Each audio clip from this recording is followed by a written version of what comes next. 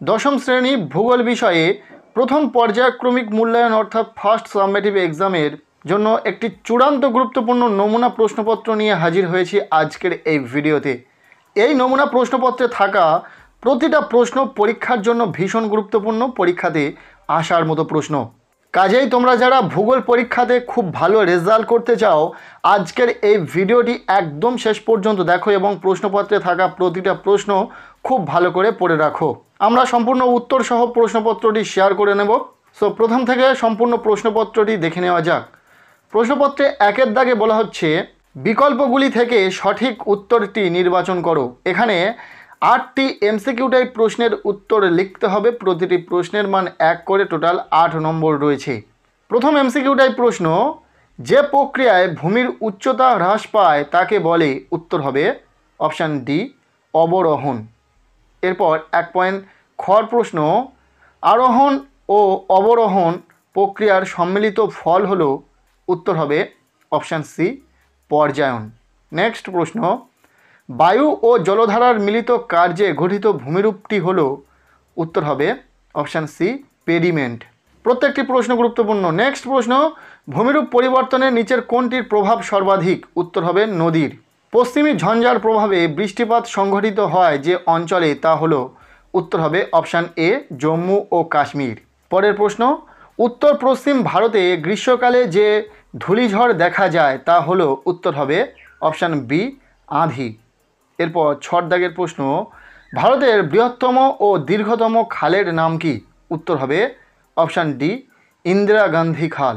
এরপর শেষ এমসিকিউটাই প্রশ্ন, শিবালিক হিমালয়ের পাদদেশীয় অঞ্চলে ক্ষুদ্র ক্ষুদ্র শিলাখণ্ড সঞ্চিত হয়ে যে সমভূমি গঠিত হয়েছে তাকে বলে। উত্তর হবে অপশান সি, ভাবর। এই ছিল একের দাগ থেকে 8টি এমসিকিউ টাইপ প্রশ্ন, যার উত্তর সহ শেয়ার করলাম। এরপর 2-এর দাগ বলা হচ্ছে, একটি বা দুটি বাক্যে উত্তর দাও যে কোনো 5টি। এই 2-এর দাগে রয়েছে এসিকিউ টাইপ প্রশ্ন। মোট 5টি প্রশ্নের উত্তর লিখতে হবে। প্রশ্ন সংখ্যা থাকবে প্রায় 8 থেকে 9টি। প্রতিটি প্রশ্নের মান 1 করে, টোটাল 5 নম্বর রয়েছে। দেখে নাও প্রশ্নগুলো। প্রথম প্রশ্ন, প্রবাহমান বায়ুর গতিপথের সঙ্গে সমান্তরালভাবে গড়ে ওঠা বালিয়াড়িকে কি বলে? উত্তর হবে অনুদৈর্ঘ্য বালিয়াড়ি। দ্বিতীয় প্রশ্ন, সমুদ্র জলে বিশালাকৃতির ভাসমান বরফের স্তূপকে কি বলে? উত্তর হবে হিমশৈল। এই যে এসিকিউ টাইপ প্রশ্নগুলো দেখছো, প্রতিটা প্রশ্ন পরীক্ষার জন্য ভীষণ গুরুত্বপূর্ণ, খুব ভালো করে পড়ে রাখবে। নেক্সট 2 পয়েন্ট গড় দাগের প্রশ্ন, নদী গর্ভে অবঘর্ষ প্রক্রিয়ার সৃষ্ট গর্তগুলিকে ড্যাশ বলে? উত্তর হবে মন্থকূপ। পরের প্রশ্ন, ডিম ভর্তি ঝুড়ি ভূমিরূপ কাকে বলা হয়? উত্তর হবে ড্রামলিনকে। পরবর্তী প্রশ্ন, দক্ষিণ ভারতের সর্বোচ্চ শৃঙ্গ হলো। উত্তর হবে আনাইমুদি। নেক্সট, ভারতের কোন অরণ্যে সিংহ পাওয়া যায়? উত্তর হবে গির অরণ্যে। পরের প্রশ্ন, দক্ষিণ ভারতের দীর্ঘতম নদীর নাম কি? উত্তর হবে গোদাবরী। এরপর যে শেষ এসিকিউ টাইপ প্রশ্নটি রয়েছে, ভারত তথা পৃথিবীর সর্বাধিক বৃষ্টিবহুল স্থানের নাম কি? উত্তর হবে মেঘালয়ের মৌসিনরাম। এই ছিল 2-এর দাগ থেকে এসিকিউ টাইপ প্রশ্ন। এরপর প্রশ্নপত্রের 3-এর দাগ বলা হচ্ছে, নিচের প্রশ্নগুলির উত্তর দাও, বিকল্প প্রশ্নগুলি লক্ষণীয়। এখানে রয়েছে 2 নম্বরের প্রশ্ন। মোট 4টি প্রশ্নের উত্তর লিখতে হবে, টোটাল 8 নম্বর রয়েছে। বেশিরভাগ প্রশ্নের তোমরা অথবা প্রশ্ন পেয়ে যাবে। প্রশ্নগুলো আমরা দেখে নেব। তার আগে একটা কথা তোমাদেরকে বলে রাখি, স্কুল থেকে তোমাদের যে প্রশ্নগুলোকে ইম্পর্টেন্ট প্রশ্ন হিসাবে চিহ্নিত করেছেন টিচাররা, সেই সমস্ত প্রশ্ন তোমরা আগে পড়ে নাও। কেননা স্কুলের টিচাররাই তোমাদের প্রশ্ন তৈরি করবেন, অথবা বাজার ভিত্তিক যে প্রশ্নগুলো কিনতে পাওয়া যায় সেই প্রশ্নগুলো তোমাদের জন্য নির্ধারিত করতে পারে স্কুল। সেক্ষেত্রে গুরুত্বপূর্ণ প্রশ্নগুলো যেগুলো স্কুল থেকে বলে দেওয়া হয়েছে সেই প্রশ্নগুলো তোমরা আগে পড়ে নাও। কেননা তাঁরা কোশ্চেন দেখেছেন এবং তাঁরা তোমাদের যে প্রশ্নগুলোকে ইম্পর্টেন্ট প্রশ্ন হিসাবে বলে দিয়েছেন সেই প্রশ্নগুলো থেকে পরীক্ষাতে প্রশ্ন আসার সম্ভাবনা বেশি রয়েছে। তবে এই যে প্রশ্নপত্রে যে প্রশ্নগুলো রয়েছে, প্রতিটা প্রশ্ন পরীক্ষার জন্য ভীষণ গুরুত্বপূর্ণ। তোমাদের টেস্ট পরীক্ষাতে এখান থেকে প্রশ্ন আসার সম্ভাবনা থাকলে অনেকাংশে রয়েছে এবং এখান থেকে পরীক্ষাতে প্রশ্ন আসতেও পারে। তবে যেহেতু সব স্কুলে সব রকম প্রশ্ন হবে, কিছু স্কুলে কমন পাবে, আবার কিছু স্কুলে আবার স্টুডেন্টরা কমন নাও পেতে পারে এই প্রশ্নপত্র থেকে প্রশ্ন। তবে এখান থেকে প্রতিটা প্রশ্ন 100% গুরুত্বপূর্ণ রয়েছে তোমাদের 2026 মাধ্যমিক পরীক্ষার জন্য, অর্থাৎ ফাইনাল পরীক্ষার জন্য। এখান থেকে পরীক্ষাতে প্রশ্ন কমন আসার সম্ভাবনা ভীষণভাবে রয়েছে। কাজে এখানে থাকা প্রতিটা প্রশ্ন খুব ভালো করে পড়ে নেবে।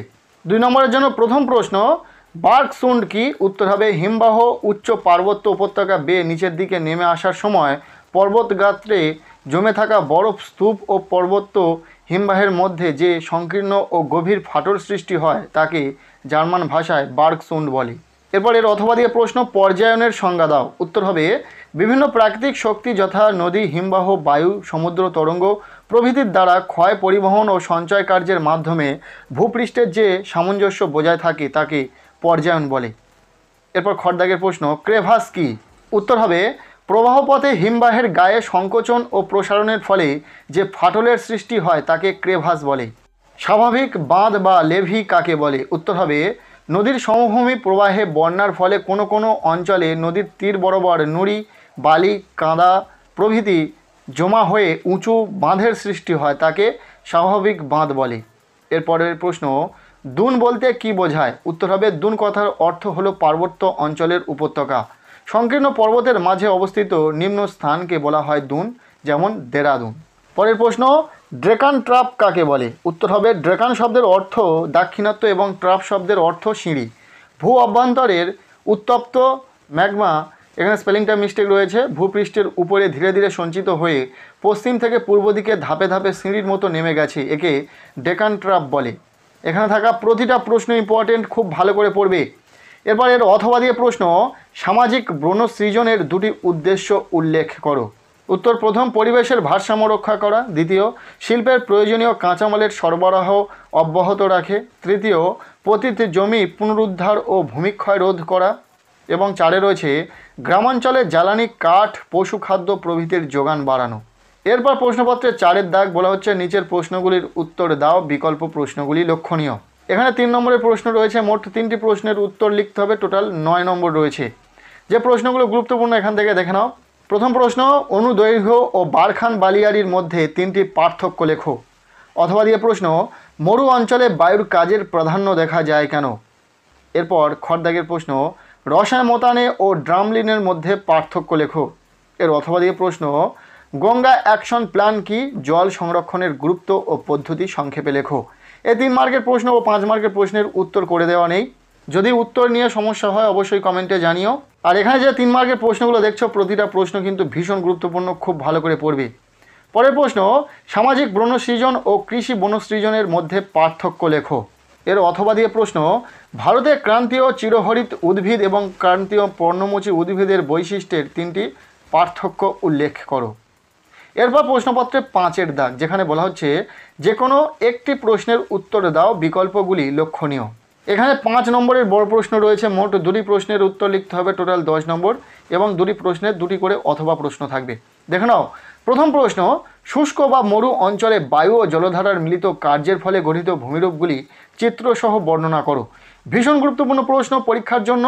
যদিও এই প্রশ্নগুলি তোমাদের টেস্টে না আসে, অবশ্যই তোমরা মনে রাখবে এই প্রশ্নগুলোর মধ্যে থেকে তোমরা ফাইনালে প্রশ্ন কমন পাবে, তাই খুব ভালো করে প্রশ্নগুলি পড়ে নাও। এর অথবা দিয়ে প্রশ্ন, নদীর সঞ্চয় কার্যের ফলে গঠিত 3টি ভূমিরূপ চিত্রসহ বর্ণনা করো। এর পরের প্রশ্ন, ভারতের পূর্ব ও পশ্চিম উপকূলের সমভূমির প্রাকৃতিক বৈশিষ্ট্যের পার্থক্য আলোচনা করো। এর অথবা দিয়ে প্রশ্ন, উত্তর ও দক্ষিণ ভারতের নদ নদীর প্রাকৃতিক বৈশিষ্ট্যের পার্থক্য লেখো। 5 মার্কের জন্য এই প্রশ্নগুলো ভীষণ গুরুত্বপূর্ণ রয়েছে, খুব ভালো করে পড়ে রাখো।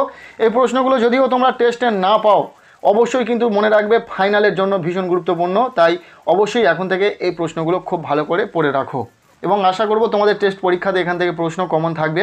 আজকের এই ভিডিওটি ব্যাস এতটুকুই। কেমন লাগলো ভিডিওটি কমেন্টের মাধ্যমে জানিও। ইতিমধ্যে আমরা বাংলা এবং ইতিহাস বিষয়ের নমুনা প্রশ্নপত্র শেয়ার করেছি, সেই ভিডিওগুলির লিঙ্ক আমি এই ভিডিও ডেসক্রিপশনে দিয়ে রাখবো, অবশ্যই তোমরা দেখে নিও।